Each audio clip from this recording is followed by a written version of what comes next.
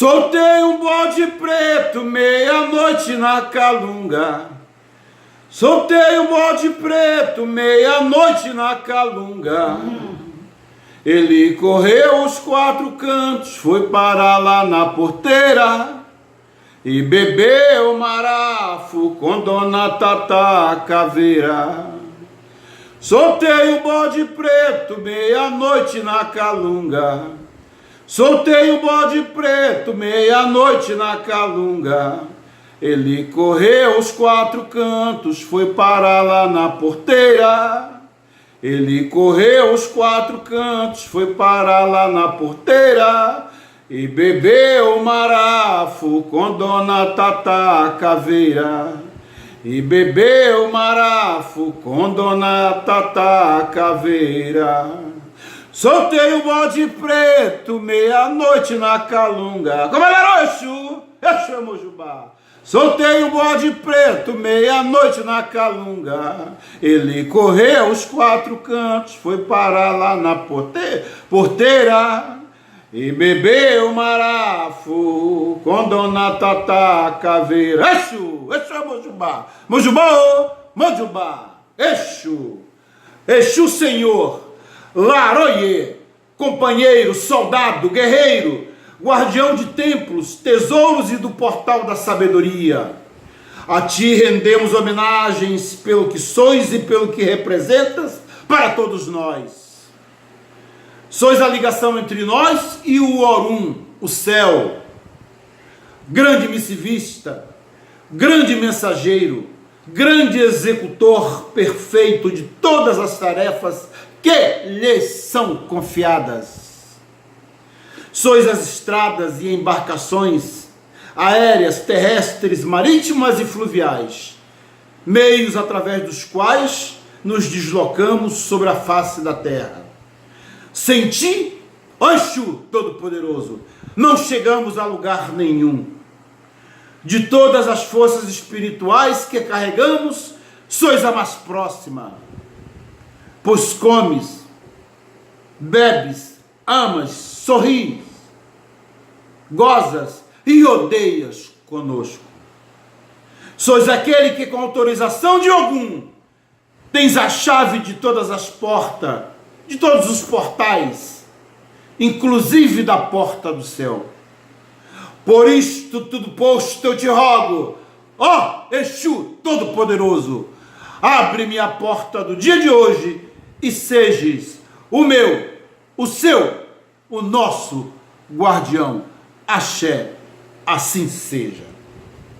Está entrando no ar mais um programa, mais uma página do Brasil Candomblé Verdade. Através deste que vos fala e que vocês veem e que nos dão a honra de nos acompanhar pelo YouTube, pelo nosso blog, que é o blog Brasil Candomblé Verdade, blogspot.com. Brasil Candomblé Verdade, blogspot.com. Então, essas centenas de pessoas que nos acompanham há muitos anos, através do blog e agora através do YouTube, eu fico muito agradecido porque só nos estimula a continuar nessa batalha árdua, mas acima de tudo frutífera, porque nós colhemos bons frutos para o nosso segmento afro-religioso. Então este é o nosso objetivo. Então eu, João Batista de Xangô Airá, Babalorixá, pelo lado do Nagô, e Voduno, pelo lado do Jeje, porque eu sou do tambor de Minas, Jeje Nagô, lá do Maranhão, terra de Gonçalves Dias, lá onde canta o sabiá.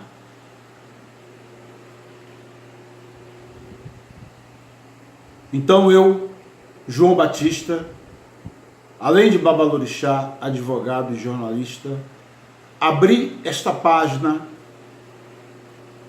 na internet para poder discutir os temas realmente assaz interessantes, picantes, que ferem, que destroem.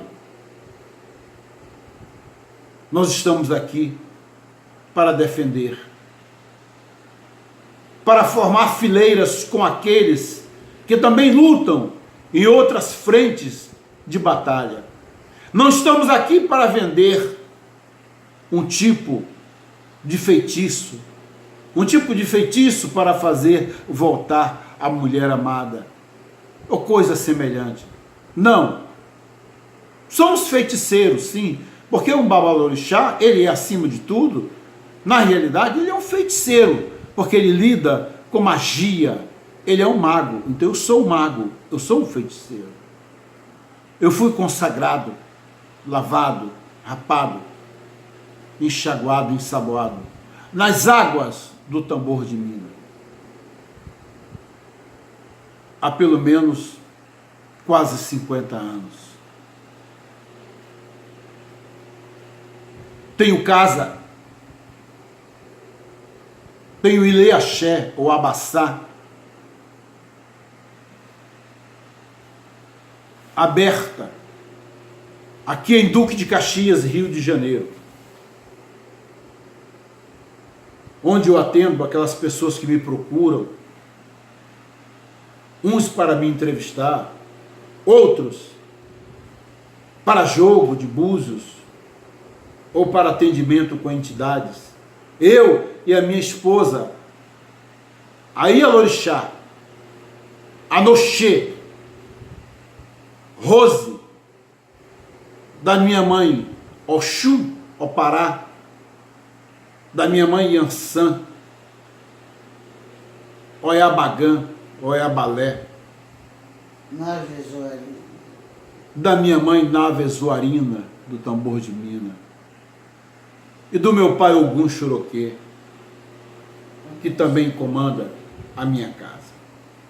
Bem, feito estas apresentações, nós vamos ao que nos trouxe hoje aqui nesse programa, tá? Porque é de suma importância para todos nós, praticantes do culto afro-brasileira, na terra, nesta terra, nesse Brasil maravilhoso, nesse Brasil caboclo, nesse Brasil trigueiro, nesse Brasil branco, negro ou preto, como queiram, mameluco, cafuso, tá? Esse Brasil de entrelaçamento de raças, esse Brasil de união de raças, tá? Em que criou um segmento religioso próprio que não existe em lugar nenhum no mundo, nem mesmo na África, de onde vieram os nossos antepassados, os negros, né? Lá não existe isso, esse tipo de religião que nós criamos aqui. Religião não, esse segmento que nós criamos aqui no Brasil, segmento afro-brasileiro. Alguns chamam casas de matriz africana. Não é bem assim, não é de matriz, não são de matriz africana, é de matriz afro-brasileira. A colocação certa é esta. Tá? Então, hoje eu vou discutir aqui a judicialização do sacrifício de animais, tá? Do sacrifício de animais, tá? Nas casas de culto afro-brasileira, ou brasileiro, e não casas de matrizes africana. Por quê? Porque o nosso segmento afro-brasileiro, ele não tem aquela pureza africana que os nossos antepassados trouxeram de então. Não, porque chegando aqui no Brasil, tiveram que se mesclar com o branco, tá? Tá aí o sincretismo, tá? Que está entrelaçado com o nosso segmento. Está aí a Umbanda, que se entrelaçou com o Candomblé. Está aí a Quimbanda, que se entrelaçou, tá? Também com o Candomblé de Caboclo, o Xambá, o Batuque lá do Rio Grande do Sul. Tá? Nós vamos estar falando muito sobre o Rio Grande do Sul. Tá? sobre o candomblé de caboclo, sobre a Jurema, tá? Do seu Zé Pilintra. Enfim, nós estamos aqui para opinar, para discutir o que for necessário sobre esta lei que o Ministério Público pugna, luta pela inconstitucionalidade dessa lei. Não nos interessa a inconstitucionalidade dessa lei, que o Supremo não reconheça a inconstitucionalidade desta lei que criou o direito do sacrifício de animais no Rio Grande do Sul. O Estado do Rio Grande do Sul criou uma lei, tá, permitindo o livre sacrifício de animais no culto afro-brasileiro e não nas casas de matrizes africanas. Até porque, como eu já disse aqui, hoje nós não temos como manter aquela pureza de um culto onde somente voduns ou orixás, nem mesmo a Casa das Minas, que é a mais tradicional de todas as casas famosas, tá? Do que o Cantoá, do que a Casa Amarela e todas as casas famosas que tem na Bahia. Então a Casa das Minas e a Casa de Nagô, em São Luís do Maranhão, não são as mais antigas, mas são as mais tradicionais, principalmente a Casa das Minas. Mas também não tem mais aquela pureza de Vodum. Tá? Lá somente mulheres são consagradas aos voduns. Tá? Lá conhecido como o terreiro, Querebentã, quer dizer terreiro, de Zomadono. Zomadono é o vodum que veio do Daomé e fundou a Casa das Minas. Então lá ele é cultuado com outros voduns. Tá? Mas houve também um entrelaçamento com a religião católica. Tá? Lá eles fazem os festejos do Divino Espírito Santo. Tá? Se você entrar na Casa das Minas, lá é chão batido. Você vai ver vários cromos, são quadros, de vários santos da Igreja Católica. Tá? Da Igreja Católica. Tá? Mas, em respeito, houve um entrelaçamento. Tá? Tem a festa, tem o reizado, tá? Tem o entronamento do rei, da rainha, das princesas. Tá? Vocês já ouviram falar, tem a festa das caixeiras. Então, quer dizer, até a Casa das Minas, que seria a mais pura, se entrelaçou. Então, as demais, então, nem se fala. Então, aos poucos, aquelas casas que só permitiam o transe de voduns, de orixás, tá? Hoje estão permitindo a incorporação de Exu, de caboclos, de encantados. Por quê? Porque nós estamos no Brasil, e enquanto Brasil, nós temos que nos curvar diante das forças aqui existentes. Não que as forças divinizadas da natureza, que já estavam aqui, como eu já disse em vídeos anteriores, os nossos antepassados, os negros, eles não trouxeram os orixás lá da Mãe África. Não! Eles trouxeram apenas uma modalidade de culto, porque os orixás, os voduns, os iquices, como são forças divinizadas da natureza, eles já aqui estavam, como estão em qualquer lugar do mundo, porque são as águas, são as matas, são as cachoeiras, são as pedreiras, são a chuva, os raios, os trovões. Então, meus irmãos, é muito lindo a gente explicar isso para as pessoas, entendeu? Então nós temos essa herança africana, tá? Mas essa herança africana teve que moldar-se aos costumes, às forças também da natureza existentes aqui no Brasil, tá? Aqui no Brasil, os caboclos, os encantados, tá? Aí está a nação Mina, Jeje, Nagô, que está se espalhando pelo Brasil, tá? No Pará, no Maranhão, em São Paulo, no Rio Grande do Sul, aqui no Rio de Janeiro. Tá? A Angola, essa Angola maravilhosa, tá?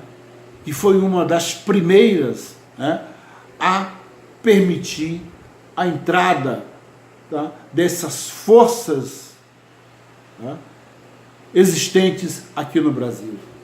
Então daí criou-se o que a gente chama de umbandomblé. A Umbanda, tá, se candomblizou e o candomblé se umbandizou. Mas eu não vejo isso um desmérito, eu vejo isso uma coisa maravilhosa. Por quê? Porque nós temos espaço para cultuar as forças aqui existentes, que são os caboclos, são os Exus Eguns. Ai de nós se não fossem os Exus Eguns. Todos nós trazemos. Eu sei que muitos zeladores, muitos magos, muitos feiticeiros, tá, procuram, de uma certa forma, afastar daquelas pessoas que são iniciadas, são consagradas aos orixás, afastar caboclo, encantado, Exu, mas isso é nocivo para a própria casa. Não, essa pessoa só vai dar, a gente fala, vai dar, é um linguajar muito comum, muito usual dentro do nosso ramo religioso. Então, só vai entrar em transe ou incorporar um orixá, ou vodum dele, tá? Mas os Exus, os caboclos encantados, né, eles procuram não dar vez a essas pessoas. E isso é um contra-axé, é um dos maiores contra-axé que pode existir dentro de uma casa de orixá. Por quê? Porque quando eu nasci, quando eu vim ao mundo, eu já fui escolhido. E quando eu fui escolhido, ali estavam os meus voduns, tá? Ali estava o ferro de Ogum, porque o ferro de Ogum está em todo e qualquer nascimento e durante toda a nossa vida. Que sejamos omorixá dele ou não, mas Ogum está em nossa vida. Assim como o Exu. E como eu nasci aqui no Brasil, eu herdei dos meus pais a herança dos caboclos, dos encantados. Então, como que eu vou ser consagrado apenas ao meu pai, Xangô, Airá? E os meus caboclos? E os meus Exus Eguns? Que tiveram vida, mas que retornaram à terra para resgatar um karma que eles deixaram, por ordem do nosso grande Pai Olorum, e que estão aí para nos ajudar. Ai de mim se não fossem os Exus. Primeiramente Deus, nosso grande Pai Olodumare, e abaixo dele Ogum e Exu, que são os abridores de caminho. O Exu Egum, Exu Marabô, Tiriri, de Zatanó, Tranca-Rua, Maria Padilha, Rainha Pombagira, Loura da Calunga, que reina e brilha na coroa, na cabeça da minha Ialorixá, que é minha esposa. Tá? Essa rainha maravilhosa, grande feitora, grande arrumadora e desarrumadora, porque Exu é assim, Exu desarruma para depois arrumar. Ele desarruma a nossa vida de uma tal maneira para testar você, até que ponto você é verdadeiro, até que ponto você é fiel. Tá? Para depois, então, ele, e de repente, aquele maremoto, aquele tsunami passou e você está ali. Se você conseguiu passar por aquela provação, Exu vai te louvar. Exu vai continuar contigo na caminhada. Porque você soube passar por aquele maremoto, por aquela provação, com galhardia, com denodo, com determinação, sem medo, sem covardia. Exu está contigo. Então, tudo que eu tenho hoje, o que sou hoje, eu agradeço primeiramente ao meu grande pai, Olodumare, porque sem Deus não se faz nada. Tá? E depois dele, as forças espirituais que eu carrego. E ao grande Exu, que é o grande movimentador do universo, aquele que tem o poder da ubiquidade, que está aqui e está ali e acolá, e que está ali pronto para nos socorrer, aquele que abre as portas das cadeias para prender o malfeitor, para soltar o inocente.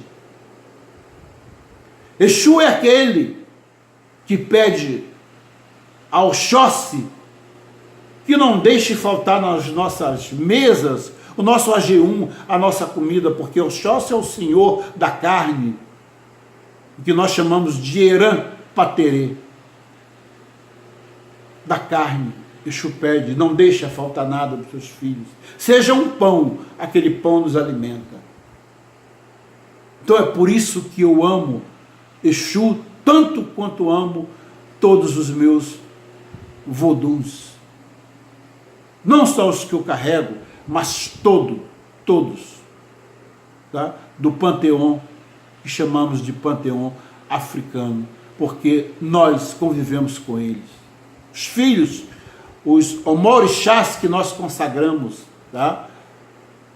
Nossa grande Iemanjá, nossa grande mãe Oxum, nossa grande mãe Euá, nossa grande mãe Obá, nossa grande mãe Nanã, Saluba Nanã, nossa grande mãe Yansan. Então, gente, tá? Por isso é que eu sempre louvo Exu, tá? Para que ele abra, porque esse trabalho que eu estou fazendo é um trabalho que vai para o mundo, vai despertar interesses, vai despertar muitas das vezes pessoas que estão adormecidas e que deixaram de lado os seus carregos, se é que se pode chamar, tá? Voduns, orixás, Exus, caboclos de carrego, tá? Essa herança maravilhosa, e estão no mundo perdidas, sem saber para onde ir, sem ter como ficar, por causa da incerteza, pela falta de fé. Porque, acima de tudo, para se manter dentro do nosso segmento afro-brasileiro, que eu não considero uma religião, tá? Tem que ter, acima de tudo, credibilidade, tem que acreditar, tem que ter fé. Porque aqui é joelho no chão, é o suor escorrendo na nossa testa, no nosso pescoço, tá? Vivemos no orixá 24 horas por dia, Não somos como os católicos que vão à missa aos domingos, os evangélicos que vão à igreja 2 ou 3 vezes por semana. O único trabalho que tem é de levar uma Bíblia e lá ouvir a pregação do pastor, que muitas das vezes, né, faz uma interpretação conforme o seu interesse, visto que, como eu já disse aqui, a Bíblia é um livro que fala por metáforas, daí existirem tantos segmentos evangélicos. Concordam comigo? Tá? Então, quer dizer, cada um lê, interpreta a Bíblia conforme o seu entendimento. Ele está errado? Tá? Não vamos culpá-lo por isso, porque é um livro complexo. É um livro complexo. É como eu disse aqui, é necessário que alguém lá em cima toque o seu coração para que você entenda. Para que você entenda. Assim também é no candomblé. É necessário que a gente seja tocado por uma força superior para que a gente entenda realmente o que é o candomblé, o que é o xambá, o que é o candomblé de caboclo, o que é o Angola, o que é o jeje, o que é o nagô, o que é a vida dentro do segmento afro-brasileiro. Bem, gente, isto dito, isto posto. Bem, nós estamos com uma bola no campo, tá? Nós estamos com uma bola no campo, onde já começou o jogo. E nós estamos com 2 gols a favor. O jogo está parado porque um dos ministros, tá? O Alexandre de Moraes, pediu vista do processo para poder entender melhor o questionamento, né? Aquilo que está sendo questionado no Supremo Tribunal Federal sobre a permissão ou não da continuidade do sacrifício de animais no culto afro. Muito bem. Tivemos já 2 votos. Um do ministro, do excelentíssimo senhor doutor ministro Marco Aurélio. E o outro do excelentíssimo senhor ministro, tá, Fachin, tá, um dos votos mais difíceis e que votou inteiramente a nosso favor. Votou até melhor do que o relator Marco Aurélio.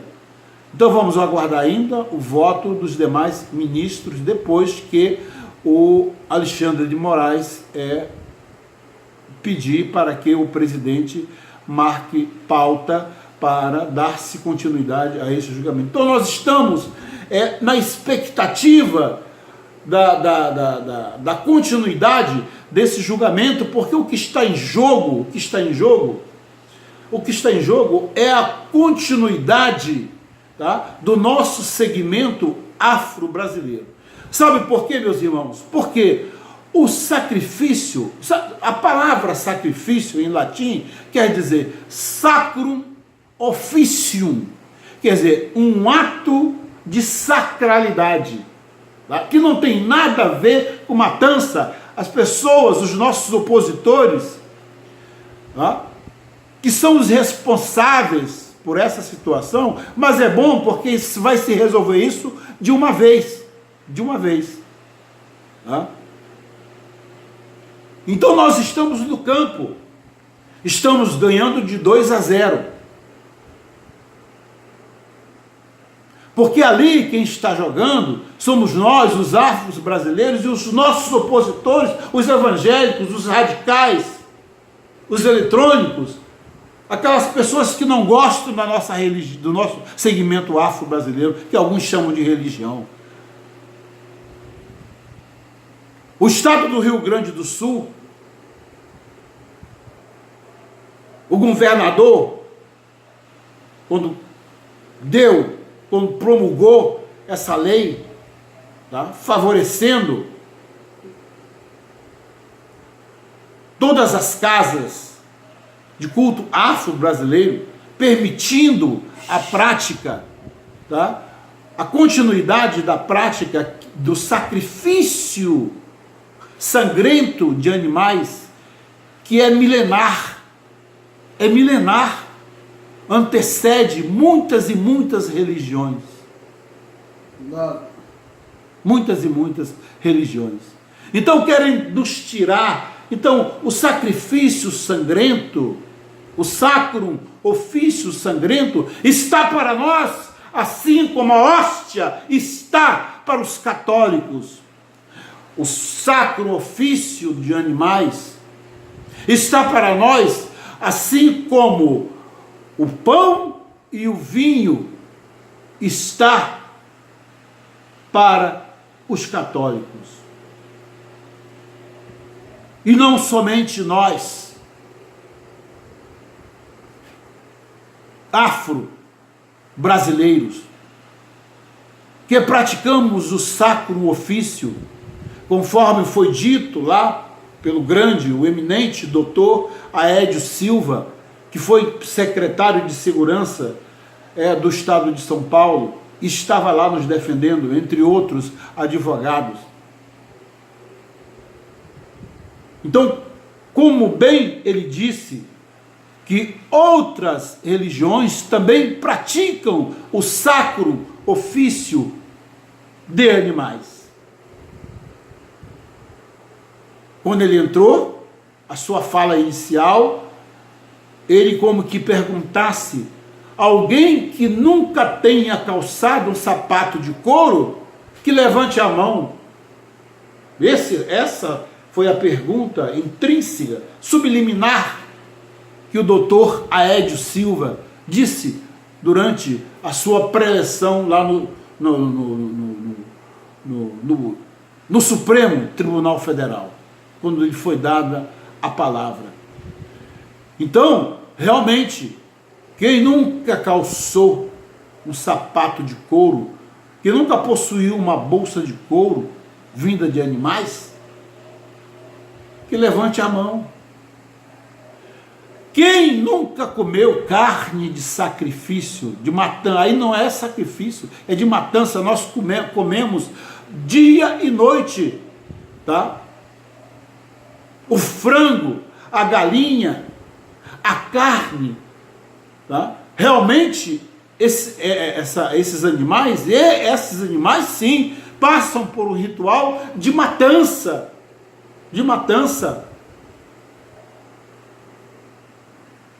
e o mais horroroso possível. E ninguém deixa de comer carne de gado, carne de frango, carne de porco. Ninguém vai lá